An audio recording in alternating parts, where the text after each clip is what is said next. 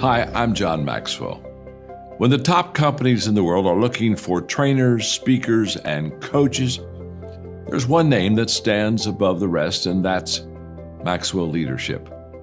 Our certified team members have gotten proven results for companies all over the globe, and our reputation, I'm proud to say, is second to none. Some of our members have risen to the top of their profession, including the one you're going to meet today. I proudly introduce you to my friend Bob Fabian Zinka.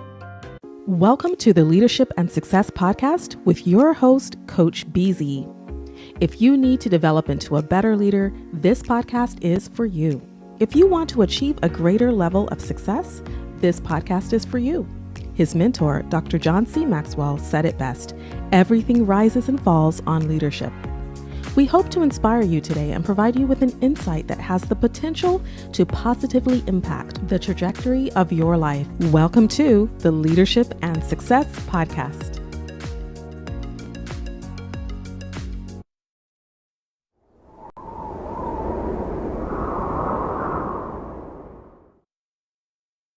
Imagine gaining the leadership skills that could redefine your career. Join Coach BZ on the Leadership and Success Podcast, where each episode delivers practical insights from world-class speakers, military leaders, and industry experts. We dive deep into what matters most: building resilient teams, leading through uncertainty, and navigating complexity with clarity and confidence. Every conversation is crafted for aspiring leaders like you who are ready to grow, lead, and make a lasting impact. Don't miss our powerful live sessions and recent highlights. Michelle Hayward on building diverse, high-performing technical teams. Ann Leslie on leading through global complexity and cybersecurity risk. Ron Carpenter AI exploring faith, resilience, and AI-powered leadership. Colonel Michelle G.I. Gardner-Ince on commanding influence from the battlefield to the boardroom. Chris Robinson on shifting from drift to drive in life and leadership. And Coach Enrique Acosta Gonzalez on mentorship, legacy, and heart-centered leadership. Ready to level up your leadership journey? Tune in on Spotify, Apple, Audible Podcasts, YouTube Live, and LinkedIn Live. Join the movement toward leadership excellence. Listen now and start transforming your success.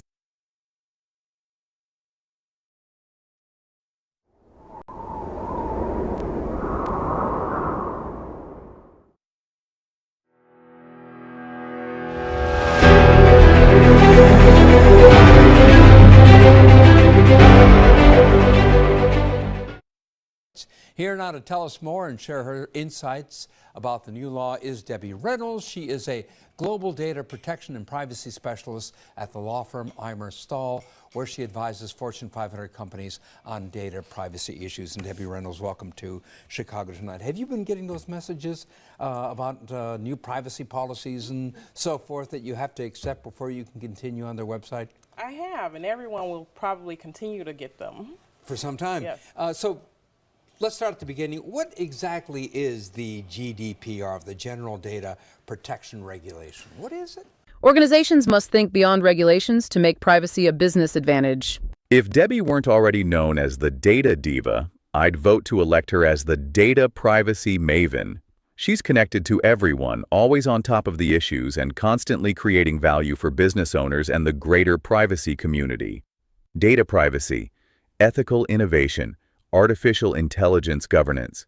These aren't just buzzwords, they're battlegrounds for the future of business and leadership, and no one navigates them with more clarity and conviction than Debbie Reynolds, founder and CEO of Debbie Reynolds Consulting and host of the #1 global privacy podcast, The Data Diva Talks Privacy, Lightbulb. Join us today on the Leadership and Success Podcast with Coach BZ. Thursday, July 17th, 2025 at 10:30 a.m. Pacific Time, 12:30 p.m. Central Time live right here on LinkedIn. RSVP and join the discussion. Catch the replay on Spotify, Apple Podcasts, YouTube, and more.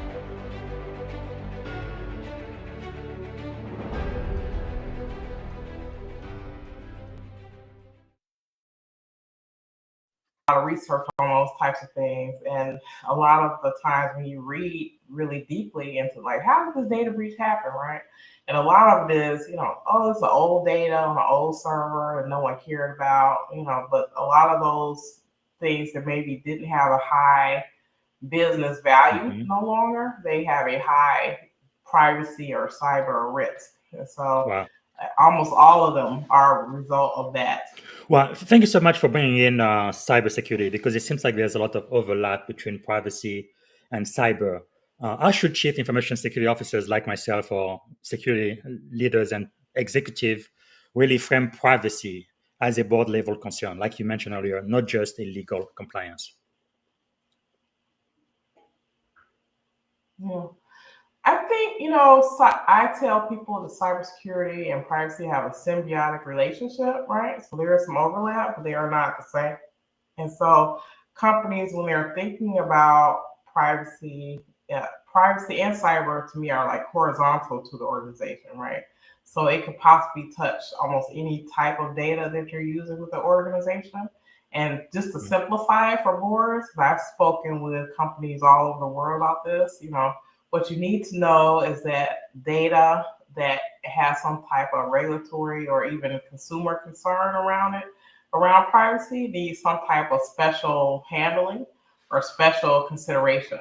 So if you think about it that way, I think it will help you understand, it's not like, let's say you have your house and you have a key to your house, right? Like maybe your deed to your house is locked in a box or in a special place, right? It's probably not on the coffee table. It's not like plastered on the window. So thinking about your data in that way and how you want to protect certain things in maybe a special way or a different way, that's really what privacy is.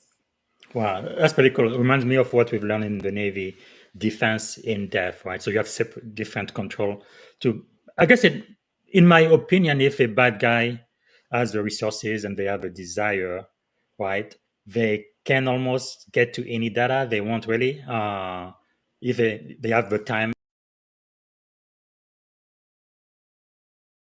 Yeah, I think after I had people like McDonald's call me about privacy and PBS call me about privacy, I thought, well, maybe I should focus there, right? So a lot of people were calling me about that. I thought, well, this is going to be like a big interest. And it has. It's turned out to be a really big interest.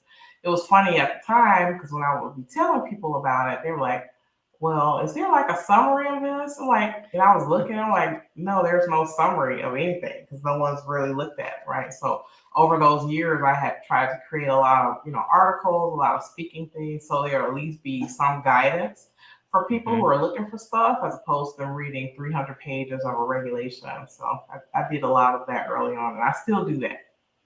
Wow, that is quite amazing. Now, you've built a global brand, right, from the ground up. So what were some of the early challenges you faced, now, especially as a woman of color in tech, and how did you overcome them? That's a good question. You know what? I've had some phenomenal mentors. Just being a woman in tech and a Black woman in tech, a lot of times, I go to conferences or I go to shows or go to meetings, and a lot of times I was the only woman and I was the only person of color anywhere, right? And so eventually I start to see little sprinklings of other people like, hey, who are you? Trying to introduce ourselves to one another. And so I think the thing that really helped me is that I've had mentors from just all over, right? So regardless of color, race, creed. Welcome to this session on leading with data, dignity, and discipline. Today, we dive into the principles that Debbie, the Data Diva Reynolds, has defined for ethical leadership in a complex digital world. Got it. So what strikes you as the cornerstone of her approach, especially in these times of AI disruption and surveillance capitalism? Well, it's like listening truly is the foundation. Debbie emphasizes that you can't really learn if you're not listening. This idea ties back to her upbringing. Her mother taught her to listen, and her father taught her to ask deeper questions. Yep, absolutely. That makes a lot of sense because without truly understanding the concerns of your team and stakeholders, you can't lead effectively. Can you expand on how this principle applies in a boardroom? Certainly. In boardrooms or war rooms, deep listening builds trust. It's not just about waiting for your turn to speak, but really grasping others' perspectives. This is crucial whether you're discussing operational strategies or, say, the life cycle of data. Right, that's key. Speaking of data, Debbie also reframes privacy as a leadership challenge, right? Not merely a legal issue. Yes, exactly. She challenges the common myth that privacy is solely a legal matter. Instead, she argues that privacy starts at the top with ethical leadership. It's about viewing data not just as an asset, but as something that has a life cycle, birth, use, and retirement. And if you ignore that, you build risk, one spreadsheet at a time. Interesting perspective. It's almost like privacy is the soul of data integrity in an organization. But isn't there a risk of overcomplicating when leaders get too involved in the minutiae of data governance? That's a good challenge. While some might say diving deep into data governance could be overwhelming, Debbie's point is that making strategic decisions about data, like retiring data that's no longer useful, is a leadership responsibility. It's not about micromanaging, but rather ensuring that every decision reflects ethical standards. Yeah, that nuance is crucial. I see. Now another principle makes a neat analogy. Cybersecurity is to data what a locked door is to your home, but privacy is like securing the deed to that house. How does that resonate with you? That analogy really paints a clear picture. Think of it like this. You lock your home to protect it from intruders. That's cybersecurity. But the deed, which proves ownership and protects your dignity, is analogous to privacy. Both work in tandem to ensure not just security of systems, but protection of people. And this thinking advances into another key lesson. Compliance is the floor, not the ceiling. What do you think Debbie meant by that? It's a reminder that mere regulatory adherence is just the baseline. For instance, when General Motors shared data in ways that, while not illegal, were ethically questionable, it resulted in a loss of trust and loyalty. Compliance should be seen as a starting point. Leaders need to aim higher in terms of ethical conduct. Yes, aiming for ethical excellence is vital. That's compelling and very forward-thinking. Moving on, what role does AI governance play in all of this leadership chat? Debbie makes a strong case for human accountability in AI. You might not grasp all the technicalities of an algorithm, but you are responsible for its outcomes. Even if AI decisions seem like a black box, the leadership must own up to the effects. It's like saying, I built the stage, so you better enjoy the play responsibly. Totally, accountability is non-negotiable. I'm curious though. She predicts that smaller curated language models will eventually outshine the massive ones. How do you interpret that? It's like a shift from one-size-fits-all solutions to more specialized tools. The idea is that when you're designing models tailored to specific tasks, there's more transparency and control, hence better governance. It's a proactive approach to technology, one that aligns with both business and privacy values. Yeah, that makes a lot of sense. And there's also the aspect of servant leadership in her message.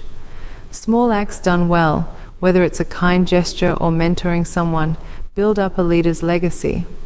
How do you see that principle applying to both tech and military leadership? Servant leadership transcends industries. In tech, a leader might ensure team collaboration, foster innovation, and even make decisions that prioritize ethical data use. In the military, it's about ensuring that every decision builds trust and support among the ranks. It's the subtle art of influencing with integrity and empathy. Absolutely, it's about making a genuine human connection. That brings us to the idea of leading with your voice and guarding your values. How does this tie into everything we've discussed so far? This is the capstone, really. Debbie urges leaders to not accept the status quo. If something feels off, whether it's an unethical use of data or a lack of transparency, speak up. It's about using your platform for advocacy. It's like having the courage to be the change you want to see. I love that. I can definitely see how that would resonate across different fields. be it corporate or military.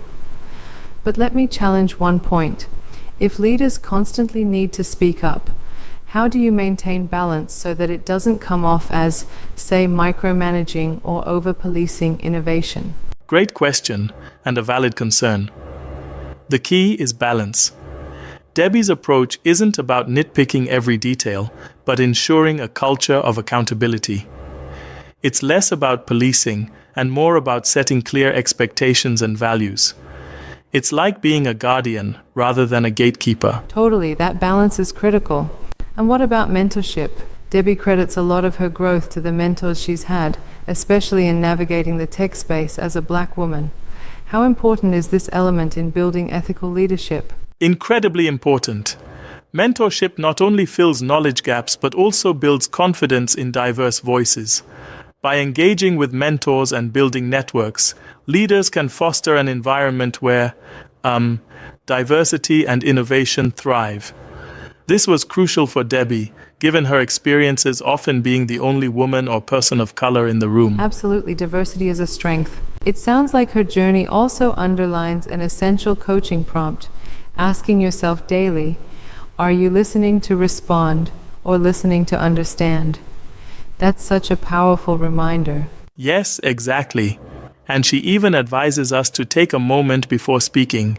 Ask one more question. Reflect on if you're truly hearing what others are saying. This kind of self-awareness is transformational for any leader. Introspection is key. Now let's pivot a bit. Beyond data privacy and governance, Debbie's story also touches on building a global brand. How did starting small help her lead big?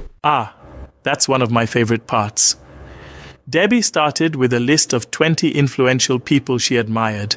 19 of them said yes. That leap, beginning small with genuine conversations, snowballed into a global phenomenon.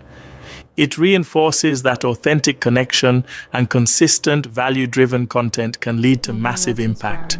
That seems to be a call to action for many of our listeners. Find that one leadership gap in your field and fill it with authenticity and courage. Exactly. Whether you're in tech or military operations, the future requires leaders who are not only smart but ethical. It's about serving others, building trust, and continuously questioning the status quo. Right on. To wrap up our discussion, if you had to choose one takeaway from Debbie's philosophy, what would it be? I'd say the overarching message is this: lead with clarity, integrity, and accountability. Whether it's about managing data, safeguarding privacy, or just simply being present, every action reverberates. It's like every decision you make writes part of your legacy. Absolutely, that's powerful. And for those of us striving to be thought leaders in our fields, this holistic approach, combining ethical innovation with servant leadership, really sets the bar high. Right. And it challenges us to think critically about not just what we do, but how we do it. It's a call to reimagine leadership for a rapidly changing world, one where technology is omnipresent and ethical governance is paramount. Yes, indeed. I love that idea of a leadership revolution, where decisions, direction, and dignity create a legacy of ethical influence. It really reminds me that true leadership is built day by day through small, consistent acts. Absolutely. And embracing new challenges, learning continuously, like experimenting with AI models and evolving tech, keeps us ahead. It's like every failure teaches us as much as every success does. Yeah, each setback gives us insight. Before we close, any final advice for our listeners who are hungry to make a difference in how they lead, with data, with dignity? I'd say start by actively listening. Then take responsibility for every data decision you make and never shy away from challenging the status quo. Remember, leadership isn't just about making decisions. It's about making the right decisions, ones that honor both the rules and the human element. Absolutely, I couldn't agree more. Thanks for this engaging and insightful dialogue. It's been a journey through leadership's most critical aspects in our digital era. Here's to leading with clarity and, of course, a whole lot of heart.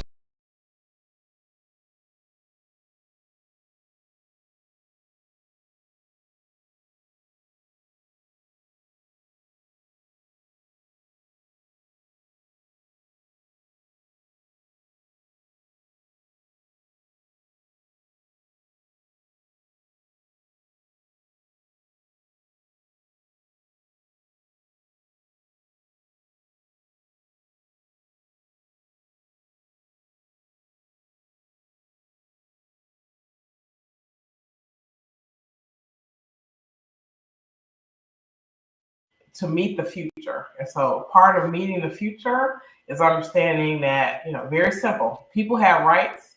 Those rights are growing in certain jurisdictions. They want transparency, right? And then there's a level of accountability that companies need to have. And then one of the things that sometimes companies forget is that when you're using someone's data, that data use should align with the benefit of the person, right? So if you're using data in some way that doesn't benefit the person, you're already probably in a situation where a regulator may come knocking at your door, or consumer will be upset with how their data is being used. So if you think about those things at a foundational level, that will get you most of the way there in terms of complying with, whatever emerging regulation may come out. True. And one thing we do like about you is you always keep up to date even with emergent technologies, including AI, which has disrupted so many industries already. So talking about AI and privacy, what trends or threats should be watching for in 2025 and beyond? Yeah, great question. Great question. So in 2025, the things that companies need to think about with AI is that if you're implementing AI, that means you're probably using data in ways that you were not using it before. And a lot of times with these AI systems, depending on what you're using, it creates a lack of transparency, right? And so that goes back to what I was saying, where what a lot of these regulations are looking for, what a lot of consumers are looking for, is transparency. And so you can't just say, well, we just threw it in a black box and we don't know what's happening, right? That's not a good answer, right? Because it's very important if you're using someone's data, especially in a different way, and it may potentially cause a harm to them. You need to be able to explain like what you're doing with the data and what you've collected, what you're doing with it, and making sure that you're responsible or accountable for it. So I tell people, I tell companies, I'm like, don't lose a dollar trying to chase a dime, right? So at some point, you have to figure out if it's worth it or not for you to collect that data. I love that. Don't lose a dollar trying to chase a dime. I love that. Talking about regulation, how should leaders prepare for the wave of global data law? GDPR, CPRA in California, EU AI Act, and all of those regulations coming down the pipe. Yeah. I do a lot of keynote speaking with companies around the world, maybe companies you've never heard of, like PayPal and TikTok and Uber. And so the things I tell them is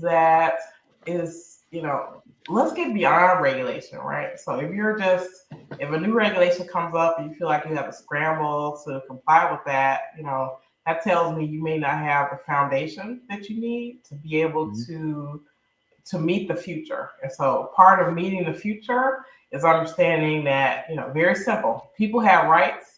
Those rights are growing in certain jurisdictions. They want transparency, right? And then there's a level of accountability that companies need to have. And then one of the things that sometimes companies forget is that when you're using someone's data, that data use should align with the benefit of the person, right? So if you're using data in some way that doesn't benefit the person, you're already probably in a situation where a regulator may come knocking at your door, or consumer will be upset with how their data is being used. So if you think about those things at a foundational level, that will get you most of the way there in terms of complying with, whatever emerging regulation may come out. True. And one thing we do like about you is you always keep up to date even with emergent technologies, including AI. If you had one day and only one day to live, what would you have liked your final contribution to be? That's a good question. I endeavor every day to make sure I try to do at least one thing that helps someone, right? Whether it's a call that I make for someone, whether it's a kind gesture that I can make to someone, because all those things count. And I make sure when I meet someone, if I go to a store or whatever, I always smile. One of my mentors told me that. It works really well, right? Because you don't know what type of day that person has had or whatever. So maybe that little kind word really helps someone. Wow, powerful. Okay, so we are now the final section of the podcast. How can we add value back to you? Oh, wow. Aren't you nice? Thank you so much. I would love for people to follow my podcast, the Data Diva Talks Privacy Podcast. And if companies have questions about, data issues or data problems that they want to talk about, feel free to reach out to me. I'm very active on LinkedIn. Just type in. Thank you for listening to the Leadership and Success Podcast with your host, Coach BZ. If you like what you heard, please subscribe to our channels and come back for more wisdom nuggets on how you may develop into a better leader and achieve greater levels of success. Leadership is the most critical skill. The world will always need leaders to lead others, deploy the next disruptive technology, or execute a business strategy. You may as well decide on counting yourself among the 21st century leaders. See you right here next time on the Leadership and Success Podcast with Coach BZ.